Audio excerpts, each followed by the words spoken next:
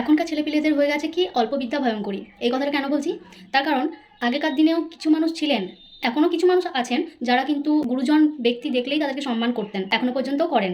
এখনকার দিনে প্রায় 99% মানুষ বিড়ি সিগারেট সব কিছুই খায়। কিছু কিছু ছেলে আছে যারা অল্প বয়সে পড়াশোনায় অতটা ভালো নয়, কিন্তু কোনো ফাইন্যান্স বা কোনো কিছুতে কাজে ঢুকে গেল, কোনো রকমে বাই চান্স ঢুকলো, ঢোকার পর একটা বিয়ে করলো, বিয়ে করার পর বাচ্চা টাচ্চা হলো। তারা কি করে, তারা মনে করে যে আমরা বিরাট কিছু করে নিয়েছি বা বিরাট কিছু হয়ে গেছি, জীবনে প্রতিষ্ঠিত হয়ে গেছি, এরকম একটা ব্যাপার। তারা গুরুজন ব্যক্তিদেরকে কোনো সম্মানই করে না। যার কাছে তারা পড়েছে, পড়াশোনা করেছে, তার টিচার তো দূরের কথা, কোনো গুরুজন মানুষদেরকেও সম্মান করে না। সম্মান বলতে কি, তারা তাদের সামনেও কিন্তু বিড়ি বলো, সিগারেট বলো, এইসবগুলো ধরিয়ে খেতে শুরু করে, তাদেরকে কোনো সম্মানই করে না।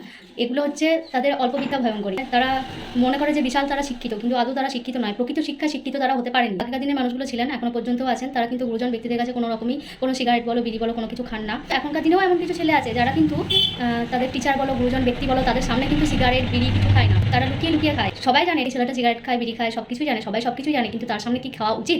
আমার মনে হয় না উচিত। তোমাদের কি মনে হয়? তোমরা এটা কমেন্ট করে অবশ্যই জানিও। যদি কথাটা কারোর গায়ে লাগার ফলে যদি এই কাজটা না করো, তাহলে বুঝবো যে তোমরা প্রকৃত শিক্ষায় শিক্ষিত হতে পেরেছো। আর যদি গায়ে লাগার পরে কোনো যুক্তি তর্কে আসতে চাও বা কোনো কিছু বলতে চাও, তাহলে বুঝবো তোমরা প্রকৃত শিক্ষায় শিক্ষিত হতে পারোনি, উপরন্তু তর্কবাজ হয়েছো। তো চলো, টাটা।